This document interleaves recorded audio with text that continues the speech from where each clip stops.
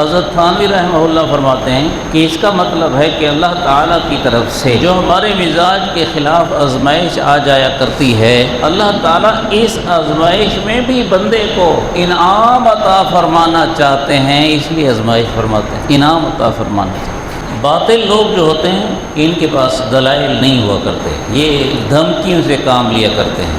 اہل حق کے پاس دلائل ہوا کرتے ہیں، کیونکہ دلیل اس پر ہوتی ہے جو حق ہوتا ہے، جو باطل ہے، حق نہیں، جھوٹ ہے، اس کی کیا دلیل؟ کچھ بھی دلیل نہیں۔ اس لیے اللہ تعالیٰ نے جہاں کہیں شرک کا بیان فرمایا تو اللہ نے فرمایا ما لیس لہم بہ علم، کہ ایسی چیزوں کی عبادت کرتے ہیں جن کی ان کے پاس دلیل کچھ نہیں، تو دلیل ہوتی کوئی نہیں، شرک کی دلیل کوئی نہیں۔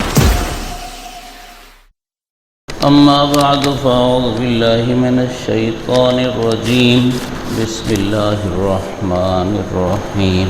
وَإِذِ ابْتَلَىٰ إِبْرَاهِيمَ رَبُّهُ بِكَلِمَاتٍ فَأَتَمَّهُنَّ قَالَ إِنِّي جَاعِلُكَ لِلنَّاسِ إِمَامًا قَالَ وَمِن ذُرِّيَّتِي قَالَ لَا يَنَالُ عَهْدِي الظَّالِمِينَ۔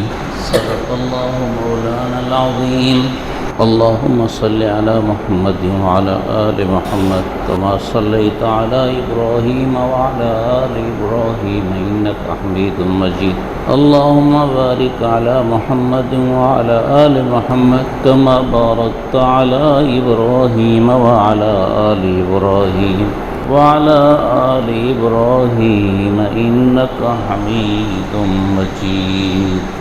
وہ وقت یاد کرو جب حضرت ابراہیم علیہ السلام کے رب نے کئی باتوں میں ان کی آزمائش کی، انہوں نے وہ باتیں پوری کر دکھائیں تو اللہ تعالیٰ نے فرمایا بے شک میں آپ کو لوگوں کے لیے پیشوا بنا رہا ہوں۔ عرض کیا میری اولاد میں سے بھی بنا دیں، فرمایا مجرموں کے ساتھ میرا یہ عہد نہیں ہوگا۔ اللہ کے خلیل کی اللہ کے رب تعالیٰ نے آزمائشیں کی۔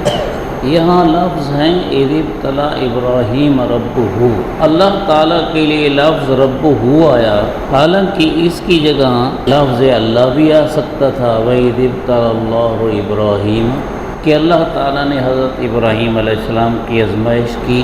رب کا لفظ، رب کی صفت استعمال کر کے اللہ نے سمجھایا کہ اس آزمائش سے مقصود حضرت سیدنا ابراہیم علیہ السلام کی تربیت تھی، کیونکہ رب کا معنی ہے تربیت کرنے والا، تو اللہ تعالیٰ اپنے خلیل علیہ السلام کی تربیت کرنا چاہتے تھے، اس لیے آزمائشیں ڈالیں۔ تربیت کس چیز کا نام ہے؟ آہستہ آہستہ درجات کمال تک پہنچانا۔ تو حضرت ابراہیم علیہ السلام کو اللہ تعالیٰ درجات کمال تک پہنچانا چاہتے تھے، اس لیے آزمائشیں کی۔ اسی سے سمجھ آیا کہ اللہ تعالیٰ کی طرف سے آزمائشیں جو ہمارے مزاج طبیعت کے موافق نہیں ہوتی، ان میں اللہ ہمیں درجہ کمال تک پہنچانا چاہتے ہیں۔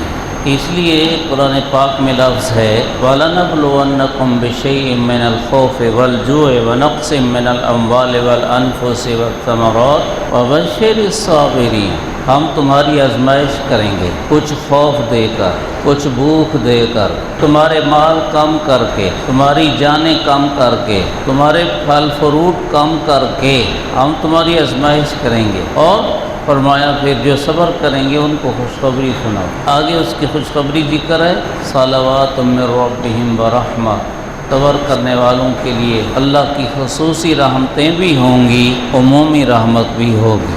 حضرت تھانوی رحمہ اللہ فرماتے ہیں کہ اس کا مطلب ہے کہ اللہ تعالیٰ کی طرف سے جو ہمارے مزاج کے خلاف آزمائش آ جایا کرتی ہے، اللہ تعالیٰ اس آزمائش میں بھی بندے کو انعام عطا فرمانا چاہتے ہیں، اس لیے آزمائش فرماتے ہیں، انعام عطا فرمانا چاہتے ہیں۔ جیسے ہمارے اسکولوں میں، کالجوں میں، یونیورسٹیوں میں اور مدرسوں میں امتحان ہوتا ہے، بشرطے کہ پاکستان میں نقل نہ رہے، تو اسٹوڈنٹ طلباء محنت کریں گے اور انہیں انعام ملے گا، ڈگریاں ملیں گی، ترقیاں ملیں گی۔ انہی ڈگریوں، ترقیوں اور انعامات کے لیے امتحان ہوتا ہے، اللہ تعالیٰ کی طرف سے بھی اسی لیے ہوتا ہے۔ بعض اوقات امتحان لینے والا امتحان لیتا ہے یہ آزمانے کے لیے کہ بندہ کتنے پانی میں ہے۔ اللہ تعالیٰ کو تو ایسے امتحان کی ضرورت نہیں نا، کیونکہ اللہ تعالیٰ جانتے ہیں کہ بندہ کتنے پانی میں ہے۔ لیکن کبھی آزمائش اس لیے ہوتی ہے، امتحان اس لیے ہوتا ہے کہ دوسروں کو پتہ چل جائے کہ بچہ کتنا لائق ہے۔ اللہ تعالیٰ کی آزمائش بھی اس لیے بھی ہوتی ہے کہ اللہ کے دوسرے بندوں تک علم ہو جائے کہ میرا یہ پیارا اور مقرب بندہ کس درجے کا ہے۔ پہلی آزمائش، اللہ کے خلیل کو اللہ تعالیٰ نے جس ماحول میں پیدا فرمایا وہ شرک و بت پرستی کا ماحول تھا، حتیٰ کہ گھر میں بھی توحید نہیں تھی تو باہر بھی نہیں تھی، حکومت بھی بت پرستوں کی تھی۔ حضرت ابراہیم علیہ السلام کی پیدائش ملک عراق کے کسی حصے میں ہوئی ہے، بابل ایک شہر کا نام ہے، اس میں یا عراق کے کسی حصے میں ان کی آزمائش ہوئی۔ وہاں وہ لوگ کئی طرح شرک میں مبتلا تھے، بتوں کی پوجا تو کرتے ہی تھے، اس کے علاوہ ستارہ پرست، چاند پرست، سورج پرست یہ بھی تھے، ستاروں کی پوجا کرنے والے، چاند کی، سورج کی پوجا کرنے والے۔ اسی ضمن میں ذہن میں آیا کہ اللہ اور اس کے رسول صلی اللہ علیہ وسلم نے حکم دیا ہے کہ جس وقت سورج نکل رہا ہو اس وقت اور جس وقت سورج غروب ہو رہا ہو اس وقت نماز نہیں پڑھنی چاہیے، منع ہے۔ یہ کیوں منع ہے؟ اس لیے کہ فَإِنَّهَا تَطْلُعُ بَيْنَ قَرْنَيِ الشَّيْطَانِ، شیطان سورج کے بالکل برابر میں کھڑا ہو جاتا ہے، اور شیطان کی پوجا کرنے والے پھر سورج کی طرف منہ کر کے شیطان کی پوجا کرتے ہیں۔ تو حضور صلی اللہ علیہ وسلم کی امت والوں کو ان کے ساتھ مشابہت سے بھی منع کیا گیا، اگرچہ یہ پوجا اللہ کی کریں گے۔ یہ شیطان کی عبادت کا وقت ہے اور لوگ شیطان کی عبادت کرتے ہیں، تم لوگ اس وقت عبادت اللہ کی بھی نہ کرو۔ حضرت خلیل نے ان پر جوانی سے ہی دعوت توحید کی محنت شروع فرمائی۔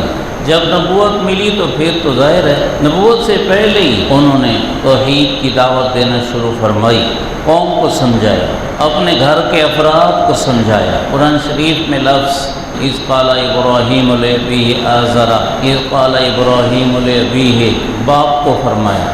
یہاں علماء فرماتے ہیں دونوں قول ہیں کہ ایک قول تو یہی ہے کہ وہ ان کے والد تھے، لیکن ایک قول یہ ہے کہ یہ والد نہیں تھے بلکہ یہ چچا تھے یا نانا تھے۔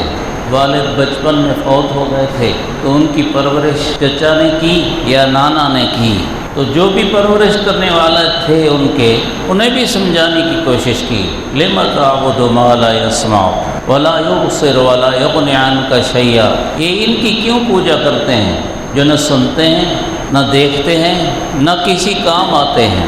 لا تعبد الشیطان، ان کی عبادت شیطان کی عبادت ہے، کیونکہ شیطان کے کہنے پر عبادت کی جاتی ہے، شیطان کی عبادت نہ کرو۔ ان الشیطان کان للرحمن عصیا، شیطان رحمان کا نافرمان ہے اور وہ اپنے پیروکاروں کو رحمان کی نافرمانی پر لگاتا ہے۔ یا ابت انی قد جاءنی من العلم، مجھے علم ملا ہے، ما لم یاتی، آپ کو نہیں ملا۔ فاتبعنی اہدک صراطا سویا، اس لیے آپ میرے پیچھے چلیں، میں آپ کو سیدھا راستہ بتاؤں گا۔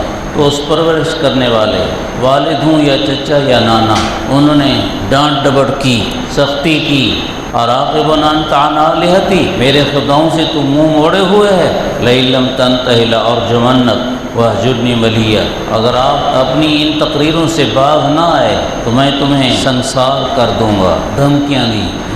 باطل لوگ جو ہوتے ہیں ان کے پاس دلائل نہیں ہوا کرتے، یہ دھمکیوں سے کام لیا کرتے ہیں۔ اہل حق کے پاس دلائل ہوا کرتے ہیں، کیونکہ دلیل اس پر ہوتی ہے جو حق ہوتا ہے، جو باطل ہے، حق نہیں، جھوٹ ہے، اس کی کیا دلیل؟ کچھ بھی دلیل نہیں۔ اس لیے اللہ تعالیٰ نے جہاں کہیں شرک کا بیان فرمایا تو اللہ نے فرمایا ما لیس لہم بہ علم، کہ ایسی چیزوں کی عبادت کرتے ہیں جن کی ان کے پاس دلیل کچھ نہیں، تو دلیل ہوتی ہی کوئی نہیں، شرک کی دلیل کوئی نہیں۔ اللہ وحدہ لا شریک لہ ہے، اس کی ایک نہیں بے شمار دلیلیں ہیں کہ اللہ وحدہ لا شریک لہ ہے۔ کسی بڑھیا سے کسی نے پوچھا کہ اللہ کو مانتی ہے؟ کہا مانتی ہوں۔ اس کی دلیل؟ وہ چرخہ کاٹتی تھی، کہا یہ چرخہ اس کی دلیل ہے۔ وہ کیسے؟ یہ چرخہ اس وقت تک نہیں چلتا جب تک اسے میں چلانے والی نہ چلاؤں، یہ کل کائنات کا نظام چلانے والے کے بغیر کیسے چلتا ہے؟ اسے بھی کوئی چلانے والا ہے اور وہ اللہ کے سوا کوئی نہیں۔ پھر اس نے پوچھا، پوچھنے والے نے، اچھا وہ وحدہ لا شریک لا ہے؟ گڑیا نے کہا ہاں وہ وحدہ لا شریک لا ہے۔ اس کی توحید کی دلیل کیا ہے؟ کہا توحید کی دلیل میں میرا چرخہ ہے۔ کہا وہ کیسے؟ کہا یہ چرخہ سود کاٹتا ہے، اون کاٹتا ہے، اب میں اسے چلاتی ہوں، اگر ایک اور بڑھیا میرے سامنے بیٹھ جائے اور میں اپنی طرف اسے چلاؤں، وہ اپنی طرف اسے چلائے تو چرخہ ٹوٹ جائے گا، سود کاٹنا ختم ہو جائے گا۔ اگر اللہ کے ساتھ کوئی اور کائنات چلانے والا بھی ہو تو کائنات کا نظام بھی ختم ہو جائے گا۔ قرآن پاک میں ہے لو کان فیہما آلہۃ الا اللہ لفسدتا، اگر آسمان و زمین میں اللہ کے سوا کوئی اور معبود بھی ہوتے تو آسمان و زمین کا نظام خراب ہو جاتا۔ قرآن شریف میں دوسری جگہ ہے لو کان معہ آلہۃ، اگر اللہ کے ساتھ کوئی اور معبود ہوتے اذا لابتغوا الی ذی العرش سبیلا، تو یہ دنیا کا نظام نظر آتا ہے کہ پاکستان کو چلانے والا اگر ایک بادشاہ کے بجائے دو ہوں تو ایک پاکستان کے نظام کو ایک طرف کھینچے گا، دوسرا دوسری طرف کھینچے گا، اور جب ایک کی مرضی نہ چل سکے گی تو وہ دوسرے پر چڑھائی کر دے گا۔ اگر اللہ کے ساتھ کوئی اور معبود ہوتے تو کب کی انہوں نے عرش کے مالک پر چڑھائی کر لی ہوتی۔ اور ہم نے جب سے دنیا قائم ہوئی ہے تب سے اب تک نہیں سنا کہ اللہ کے مقابلہ میں کوئی نکلا ہو۔ یہی دلیل ہے کہ وہ ایک اکیلا ہے۔ ایک بزرگ کشتی میں سوار تھے، جیسے دوسرے ساتھ کشتی میں سوار تھے تو ان میں سے ایک نوجوان اس بزرگ سے کہنے لگا کہ میرا دل تو اللہ کا وجود نہیں مانتا، مجھے قائل کریں۔ تو بزرگ نے فرمایا پہلے بھی کبھی آپ لوگ کشتی کا سفر کیا کرتے ہیں؟ کہا ہاں کیا کرتے ہیں۔ اچھا کبھی ایسا حال بھی آیا کہ کشتی کے ڈوب جانے کا ڈر لگ جائے، ہوا پانی اس کے خطرات پیدا ہو جائیں، موجیں اور لہریں، ڈر لگے کہ کشتی اپنے سواروں سمیت ڈوب جائے گی؟ کہا ہاں ایسا حال آیا ہے۔ فرمایا اچھا یہ بتاؤ جب ایسا حال آیا تو دل کی کیفیت کیا تھی؟ کہا دل کی کیفیت یہ تھی کہ کوئی مدد کرنے والا مدد کرے۔ تو فرمایا کہ اچھا دھیان کس طرف گیا تھا؟ ملاح کی طرف کہ یہ مدد کرے؟ کہا نہیں، بس کوئی نامعلوم ہستی کی طرف دماغ جاتا تھا۔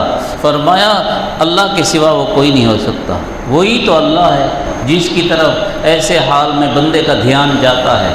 ہمارے ہاں کا ماحول میں یہ ہے کہ ایک آدمی بیمار ہو جائے اور بیماری خطرناک ہو تو ایک ڈاکٹر کے پاس جاتے ہیں، دوسرے کے پاس جاتے ہیں، تیسرے کے پاس جاتے ہیں، اس بیماری کا تذکرہ ہوتا ہے اور پھر کئی مشورے دینے والے ہوتے ہیں، فلاں ڈاکٹر بہت ماہر ہے، فلاں بہت ماہر ہے، اس طرح سے تو مختلف ڈاکٹروں کے چکر لگاتے ہیں۔ پھر کوئی مشورہ دیتا ہے کہ فلاں دم تعویذ کرنے والا بڑا ماہر ہے، اس کے دم تعویذ سے اثر ہو جاتا ہے، بیماری ٹل دور ہو جاتی ہے، تو پھر کسی دم تعویذ کرنے والے کے پاس جاتے ہیں، اسے کوئی دم تعویذ کراتے ہیں۔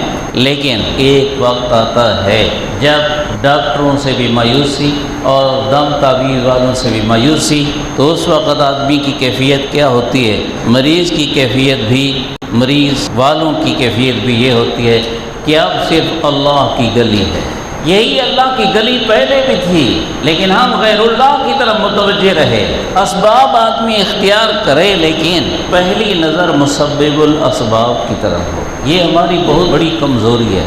ہم سب کی توحید کمزور ہے۔ جماعت والے بزرگ توحید کی پختگی اور یقین کی محنت کے لیے کوشش بہت کرتے ہیں، سمجھاتے بہت ہیں، لیکن ہم مولوی اور تبلیغ والے بھی اس راہ پر پورا یقین حاصل نہیں کر سکتے، بہت کمزور ہیں ہم۔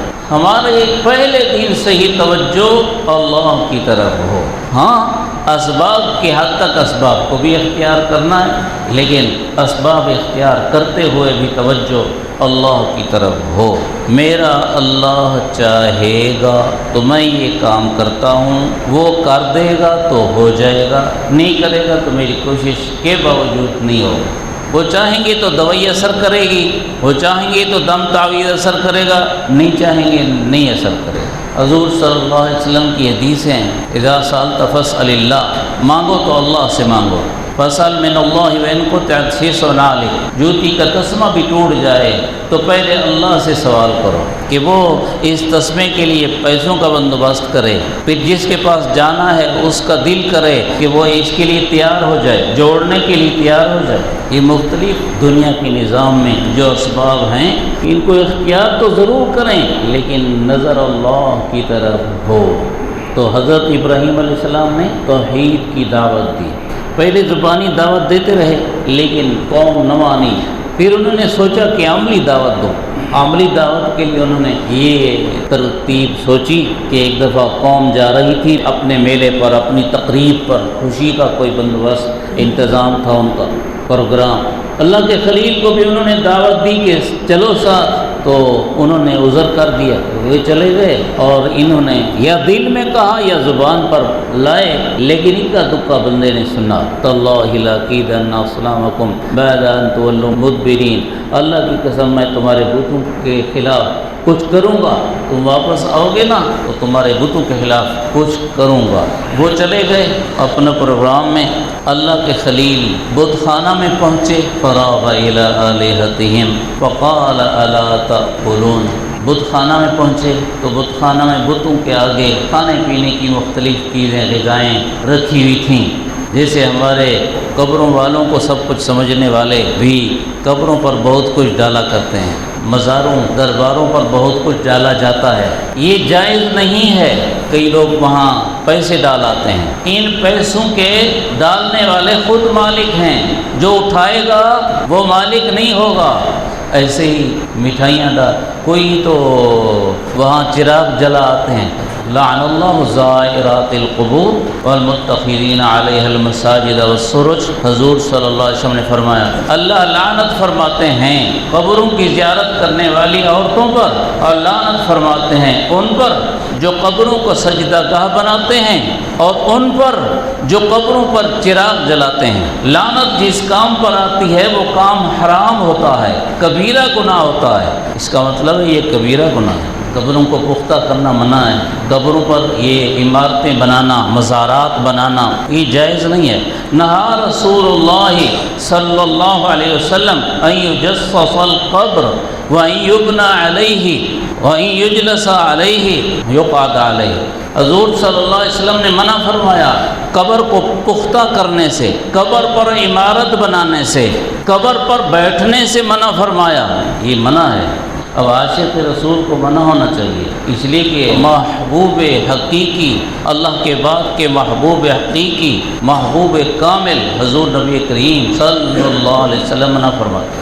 حضرت سید عطاءاللہ شاہ سے بخاری رحمہ اللہ سے کسی نے پوچھا کہ حضرت آپ لوگ قبروں پر مزار بنانے سے منع فرماتے ہیں جبکہ حضور نبی کریم صلی اللہ علیہ وسلم کی قبر مبارک پر روضہ بنا ہوا ہے، تو حضرت سید عطاءاللہ شاہ سے بخاری رحمۃ اللہ علیہ نے فرمایا حضور صلی اللہ علیہ وسلم کی قبر مبارک پر عمارت بنی ہوئی ہے اسی لیے تو ہم منع کرتے ہیں۔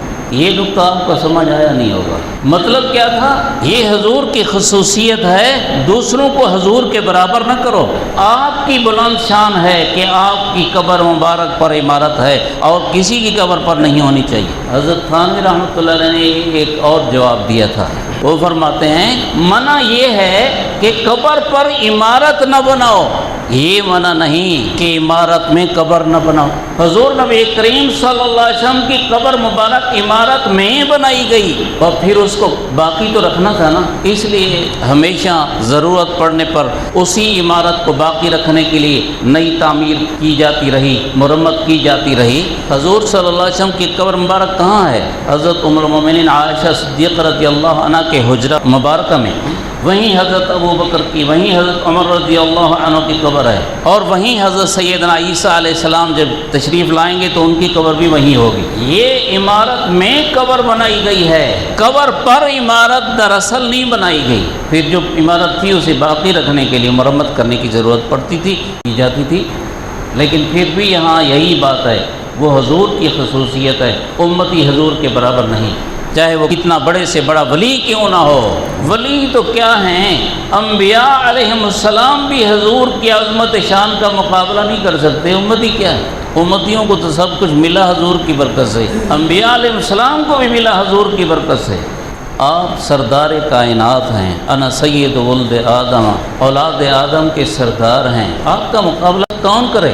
آدم و من دونہ تحت لوائی، حضرت آدم علیہ السلام سے لے کر عیسیٰ علیہ السلام تک سارے نبی اور حضور کی امت آپ کے جھنڈے تلے ہوں گے، یہ سب متبع حضور ان کے مقتدا، تو آپ کی شان کا مقابلہ کون کر سکے؟ یہ آپ کی شان ہے کہ آپ کی قبر مبارک پر گنبد اور روضہ مبارکہ ہے، کسی اور کی شان نہیں کہ اس کی قبر پر بھی روضہ ہو۔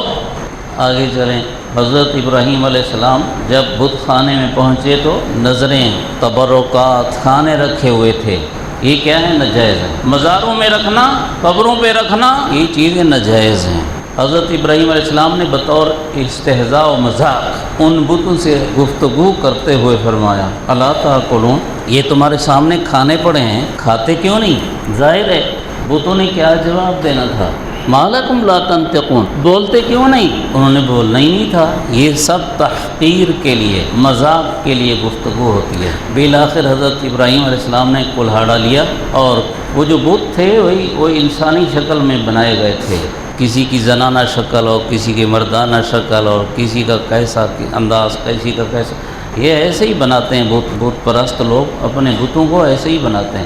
ہندوستان میں، انڈیا میں بت پرستی کی جاتی ہے نا، ہندو بتوں کی پوجا کرتے ہیں، جیسے وہ گائے وغیرہ کی پوجا کرتے ہیں تو ایسے بتوں کی پوجا کرتے ہیں۔ چلو کبھی ریسرچ کر لو کہ بت کیا ہوتے ہیں، اس میں موبائل میں آپ کے سامنے آ جائے گا بت کیا ہوتے ہیں۔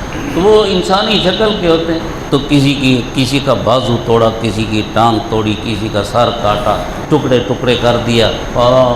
علیہم ضربا بالیمین، دائیں ہاتھ سے مارنا شروع ہوئے، فجعلہم جذاذا، انہیں ٹکڑے ٹکڑے کر دیا، الا کبیرا، صرف بڑا بت ایک تھا اسے چھوڑ دیا۔